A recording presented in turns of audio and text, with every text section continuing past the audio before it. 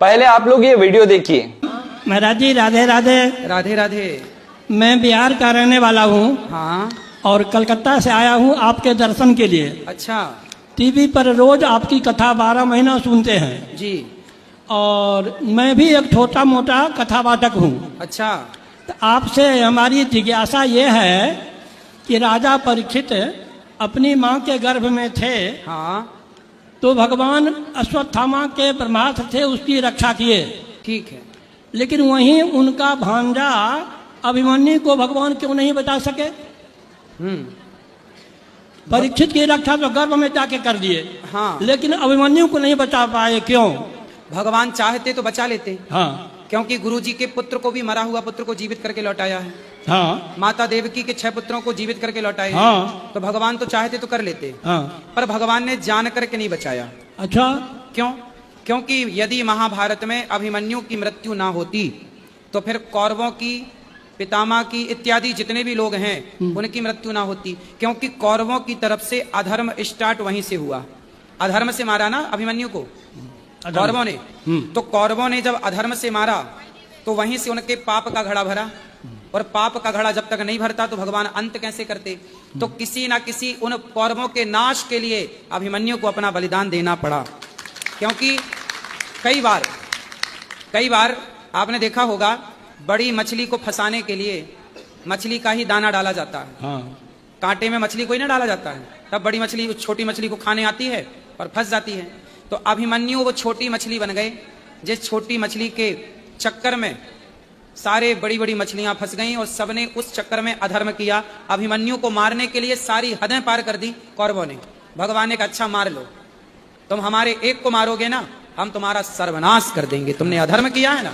यदि अभिमन्यु ना मरते तो फिर ये बताओ, फिर दुर्योधन कैसे मरता? दुर्योधन की जांघों पे बाण प्रहार किया गदा का, तो दुर्योधन की जांघों पे गदा नियम, गदा युद्ध का नियम था कि आप जांघों पे नहीं मार सकते। बलराम जी ने इसका विरोध किया था। तो भगवान ने बलराम जी को यही तो समझाया था कि इस दुर्योधन ने निहत्थे अभिमन्यु को मारा, तो जब इसने अधर्म किया तो इसके लिए भी अधर्म होगा। अधर्मी को अधर्म से मारना, हर बार अभिमन्यु का उदाहरण दिया गया। तो भगवान ने खुद चाहा कि अभिमन्यु की इतनी ही आयु थी, और सच बताएं अभिमन्यु इतने के लिए ही आए थे, इस लीला के लिए ही आए थे। इसलिए भगवान ने कहा कि बहन, यदि मैं तुम्हारे बच्चे को बचाता हूं तो आने वाले युगों की बहनें कहेंगी कि अपने भांजे को बचाया, क्या कन्हैया हम तुम्हारी बहन नहीं हैं, हमें नहीं बचाओगे। इसलिए भगवान इस प्रकृति के नियम को भी तो नहीं बदलना चाहते थे। ये मृत्यु लोक है। फिर एक अभिमन्यु को बचाते तो फिर सारी बहनें बोलती कि हमारे बच्चे को भी बचाओ।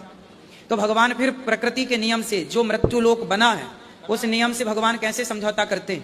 इसलिए मृत्यु लोक में सबको मरना है, तो इसलिए भगवान ने नहीं बचाया कि देखो भाई, कल आप ना रोना कि जब आपके परिवार में कोई जाए, देखो भगवान बोले कि मेरा भी भांजा गया, इस मृत्यु लोक में आए हैं तो मरना पड़ेगा। इसलिए इस मृत्यु लोक की मृत्यु को सार्थक भी तो बनाना था।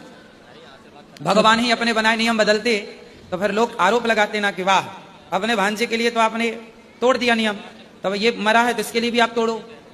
इसलिए भगवान ने कहा कि जो कर सकते थे, गुरु जी का बेटा जिंदा करके दिखाया कि देखो मैं मनुष्य नहीं भगवान हूं। माँ के वचन को काट नहीं सकते थे, इसलिए उनके 6 पुत्रों को जीवित किया। लेकिन जितना कर सकते थे उतना किया, बाकी अभिमन्यु की इतनी ही आयु थी। बहुत बहुत धन्यवाद। दूसरा प्रश्न यह है कि जब अश्वत्थामा द्रौपदी के 5 पुत्रों की हत्या कर दिया जी, और अर्जुन अश्वत्थामा को पकड़ के ले गए द्रौपदी के पास। हाँ। बोले कि ये तुम्हारे 5 पुत्रों का हत्यारा है, इसकी क्या सजा होना चाहिए, तुम अपने मुंह से सुनाओ। जी। तो द्रौपदी बोली कि इन्हें छोड़ दो। हाँ। भगवान खुद बोलते हैं ब्रह्म बंधुर न हंतव्य आतताई बधा रहना। बिल्कुल। ब्राह्मण अवध्य होते हैं। बिल्कुल। तो अश्वत्थामा के लिए अवध्य बोले, द्रोणाचार्य के लिए अवध्य क्यों नहीं बोले? द्रोणाचार्य जी, देखिए ऐसा है, द्रोणाचार्य जी ने गलतियां की। ब्रह्म बंधुर न हंतव्य आतताई बधारणा मयैवो भयमामनातम परिपाह्यनो शासनम। हाँ। भगवान कृष्ण कहते हैं कि ब्राह्मण को कभी मारना नहीं चाहिए और आताताई को कभी छोड़ना नहीं चाहिए। हाँ। तो ये जाति से तो ब्राह्मण है अश्वत्थामा, पर कर्मों से आताताई है। अब सवाल आप कर रहे हैं कि जब ब्राह्मणों को मारना नहीं चाहिए तो फिर गुरु द्रोणाचार्य को क्यों मरवाया गया? हाँ। क्योंकि गुरु द्रोणाचार्य जी ने गलतियां की। गलती क्या की कि अपने शिष्य से अंगूठा मांग लिया, एकलव्य से। अच्छा। अब आप हमें पढ़ाओ, आप हमें शिक्षा दो, और पढ़ा करके आप हमसे अंगूठा मांग लो कि तुम अपनी विद्या का कहीं प्रयोग ना कर सको, तो क्या ये गुरु का धर्म था? बताइए। धर्म तो नहीं था, लेकिन छल से सीख लिया था ना। कोई बात नहीं, भले छल से सीखा, तो विद्या ही तो सीखा था। अपराध क्या किया था उसने? विद्या सीखना क्या अपराध था? नहीं, उनकी प्रतिज्ञा थी, ब्राह्मण के सिवा किसी अन्य को हम नहीं पढ़ाएंगे। क्यों क्यों ऐसी प्रतिज्ञा ली? ये प्रतिज्ञा भी गलत थी। क्यों नहीं पढ़ाएंगे? शिक्षा पर सबका अधिकार है, तो क्यों नहीं पढ़ाएंगे? क्या निषाद राज को नहीं पढ़ाया वशिष्ठ जी ने? क्या परशुराम जी ने कर्ण को नहीं पढ़ाया?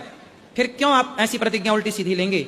और जब आप पितामह, जब गुरु द्रोणाचार्य गुरु होकर के आपने एक शिष्य का अंगूठा काटा, अंगूठा कटवाया, तो फिर आपका गला तो कटेगा, क्योंकि आपने जो किया है वो भरपाई तो को ना काहू को सुख दुख कर दाता, निज कृत कर्म भोग सब भ्राता। ये सब कर्मों का दंड है। गुरु द्रोणाचार्य ने जो कर्म किए, भरी सभा में द्रौपदी की जब साड़ी उतर रही थी, तो वहां गुरु द्रोणाचार्य भी तो बैठे थे। क्यों नहीं सिर काट दिया दुशासन का? क्यों नहीं तलवार उठाई? आप तो विद्वान भी थे, आप तो योग्य भी थे, आपके बाणों का तो कोई मुकाबला भी नहीं कर सकता था, तो क्यों नहीं? आप गुरु थे तो क्यों नहीं अपनी चेली का तुमने रक्षा किया? भाई तुम्हारे शिष्य की बहू तो थी, तो गुरु तो पिता होता है, तो वो द्रौपदी इस रिश्ते से बहू लगी ना, पुत्र की पत्नी, पुत्र वधू लगी ना, तो पुत्र वधू की लाज लुट रही है, और वो बुला भी रही है कि गुरु द्रोणाचार्य बचाओ। आप क्यों नहीं बचा रहे हैं? क्या वो धर्म था? तो अधर्म किया था, तो अधर्मी को अधर्म से मारना ही धर्म है। यही कृष्ण की नीति है। धन्यवाद। समझ में आ गई? तीसरा एक तो और है, छोटा सा। हाँ हाँ अभी अभी आपने कहा हाँ कि गुरु कोई भगवान नहीं होते हैं, हाँ, मार्गदर्शक हैं। ठीक है। लेकिन श्लोक बनाने वाले श्लोक बनाए हैं कि गुरुर ब्रह्मा गुरुर विष्णु गुरुर्देवो महेश्वर, गुरु साक्षात पर ब्रह्म तस्मै श्री गुरुवे नमः। हाँ। साक्षात पर ब्रह्म क्यों बोला? इस श्लोक का अर्थ आप क्या करते हैं बताइए? हाँ? इस श्लोक का अर्थ आप कैसे करते हैं? हम ये करते हैं, अर्थ गुरु हमारे ब्रह्मा विष्णु शंकर के सदृश हैं और पर ब्रह्म के समान हैं। अब हम क्या अर्थ करते हैं, सुनो। हाँ। गुरु कौन है? गुरुर ब्रह्मा, ब्रह्मा ही गुरु हैं। अच्छा। गुरुर विष्णु, हाँ। भगवान विष्णु ही गुरु हैं। गुरुर्देवो महेश्वरा, हाँ। साक्षात शिव ही गुरु हैं। गुरु साक्षात परब्रह्म, पार ब्रह्म परमात्मा श्रीमन नारायण ही हम सबके गुरु हैं। कृष्णम वंदे जगत गुरु। अब बात यह आई कि गुरु गोविंद दो खड़े काके लागू पाए, बलिहारी गुरु आपने गोविंद दियो बताए। हाँ। ऐसा है कि एक बार क्या हुआ, गुरु और शिष्य दोनों खड़े थे, तभी गुरु जी के पास भगवान आए। तो अब भगवान भी आ गए और गुरु जी भी आ गए, और चेला आया। अब चेला ने देखा भगवान जी भी खड़े और गुरु जी भी खड़े, चेला कंफ्यूज हो गया। चेला को लगा प्रणाम किसे करूं? तब गुरु जी ने कहा, तब भगवान ने कहा, गोविंद दियो बताए, भगवान ने कहा कि बेटा पहले गुरु जी को प्रणाम कर, क्योंकि इनके द्वारा तू मुझ तक पहुंचा है। अब ये बताओ, भगवान ने कहा कि पहला प्रणाम गुरु को करो, तो पहला प्रणाम तो गुरु को ही करना चाहिए। हमारी श्री संप्रदाय में पहला प्रणाम गुरु को ही होता है, दूसरा प्रणाम भगवान को होता है। हाँ। लेकिन गुरु भगवान से कम नहीं है, पर आप गुरु को भगवान भी तो नहीं कह सकते। हमारी संप्रदाय में ये भी तो कह सकते, ये भी है ना कि जैसे स्त्री सबको तो अपना पति नहीं कह सकती ना, तुम भी मेरे पति, तुम भी मेरे पति ना, पति तो एक होगा ना।